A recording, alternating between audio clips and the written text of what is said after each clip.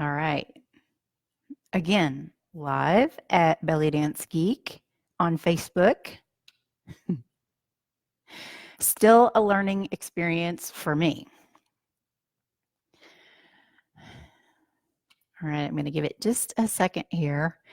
I made all these announcements hoping that somebody would come and keep me company in here.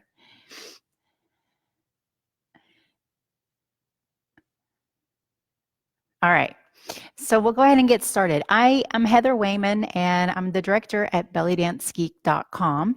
And today I am coming to you in the on the Facebook page, Belly Dance Geek, live with another of the series of Monday Summer Improv Challenge videos. We've talked about different aspects of improvisation, and a couple of videos that have been done already are the first one was all about circles. Everything that I did on that video, which is also on this same page, was circles, just different ways that you could do circles. And the next one last week was timing patterns, and that was all about the different ways that you can use timing patterns to make your movements more interesting.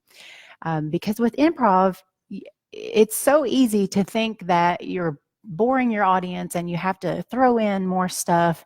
And what that does is exhaust your audience and exhaust you. And none of the stuff that you do is cohesive or tells a story or makes very much sense.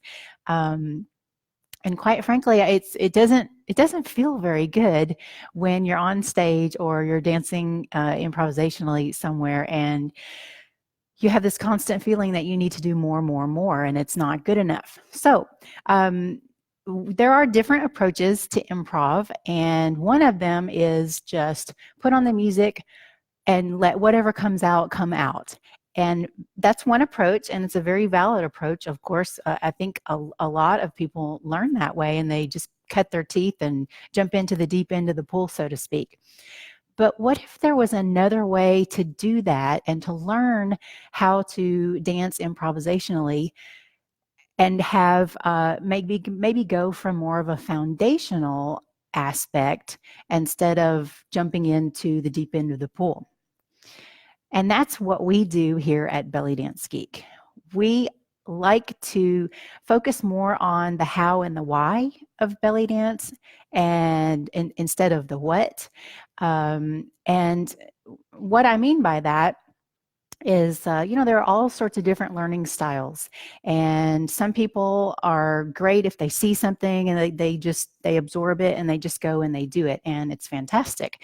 Other people need more repetition. I'm one of the people that needs more repetition. And, there's just all sorts of different ways to learn things. And one of the cornerstone courses or coaching programs at Belly Dance Geek is one of my favorite, and it's called the Improvisation Safety Net. And that's kind of that's what I'm working with in this series of videos. Today's topic is about movement qualities. I'm going to show you some different movement qualities that you can use with just a handful of movements. And the idea here with this video series is to show you how you can take a small handful of movements and use a lot of variation to create very interesting and elegant improvisation. And so we'll go ahead and get started here.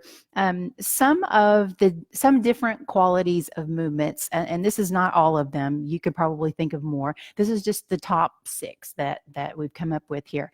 You got smooth movement quality, elastic, placed, where you place your movement.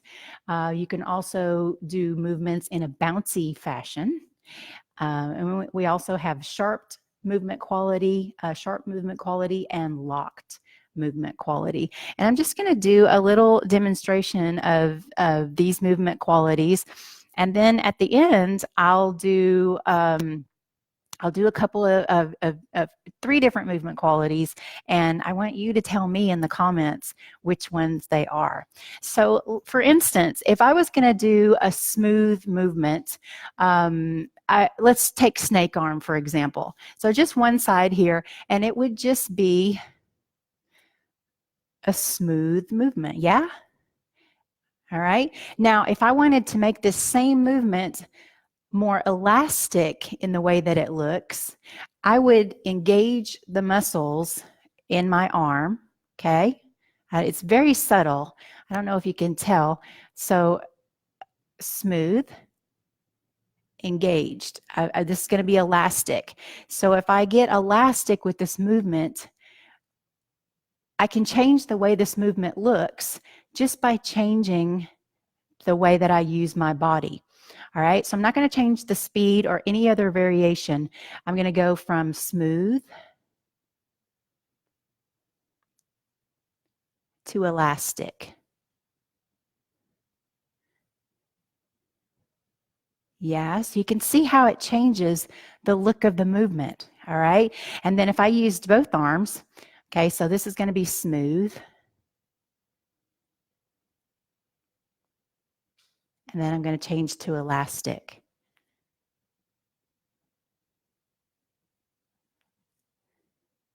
All right, and I can do the same thing with a figure 8. So if I figure 8 smooth, and then change to elastic.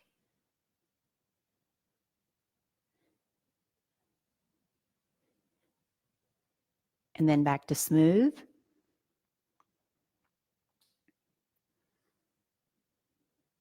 And elastic.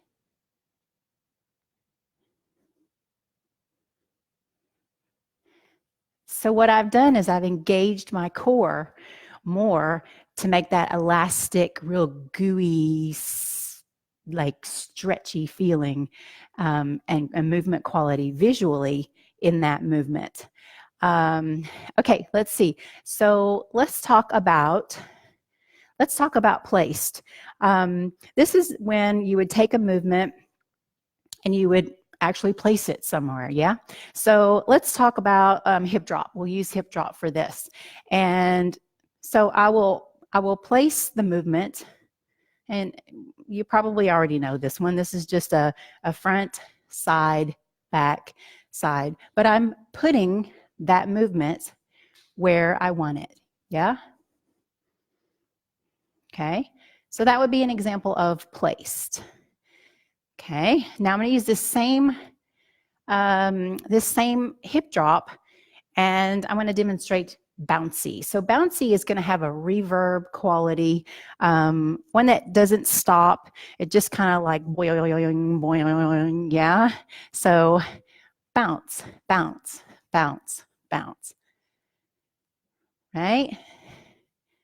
And you can actually combine that with placed, or you can leave it in one spot. Bouncy is my favorite. I like the reverb because it's fun, yeah? All right. And then we have sharp movements, okay, or sharp movement quality. We won't go into the movement families, but for instance, let's say that I wanted to take, I want to make sure I get everything in here that I meant to do. Yeah, so I'm going to use a rib cage lift to get sharp. So rather than, I'm going to contrast that too. So sharp would be sharp, sharp, sharp. All right, so I just lift it and let it go. So it kind of grabs at the top and then it lets go. Who is that going to be? Don't they know I'm doing a Facebook Live? Oh gosh. Oh no. Okay, guys, I have to come back. I'm so sorry. Safe Light Auto Glass. Hello. Yes. Yep. Yep. That's correct. Yep. Okay. Thank you. Bye-bye. I don't think I ended it. Let me see. Okay, hold on. Okay. I don't think that I ended that live video. You guys just got to hear my I have a glass repair person coming today to fix a star in the windshield. Anyway, I didn't end it. Okay, excellent. So we're still on. A day in the life of Heather, the Belly Dance Geek. Okay, see, where was I? So we were looking at sharp. We were doing rib cage lift, lift, lift with a sharp movement quality to it, right? Okay, and that let's contrast that with smooth. Okay, and locked. So locked would grab at the top and hold, right? Locked, sharp. Okay, so those are just 6 different movement qualities that we can work with different movements. And now I am going to demonstrate 3 different movement qualities on 2 different movements. And I would love it if you would put in the comments what movement qualities you think that I'm demonstrating. And you can choose between, it's going to either be smooth, elastic, placed, bouncy, sharp, or locked. All right. So with that, here's number 1.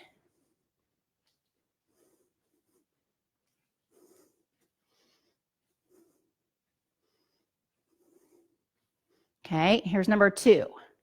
Same movement, number 2.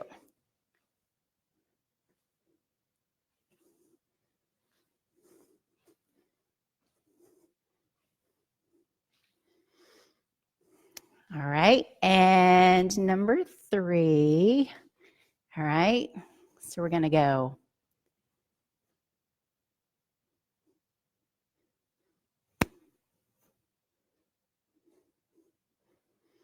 So what 3 movement qualities are those? One more time. Number 1.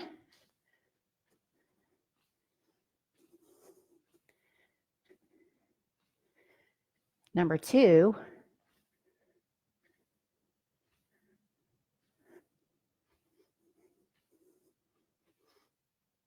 And the last one, number 3.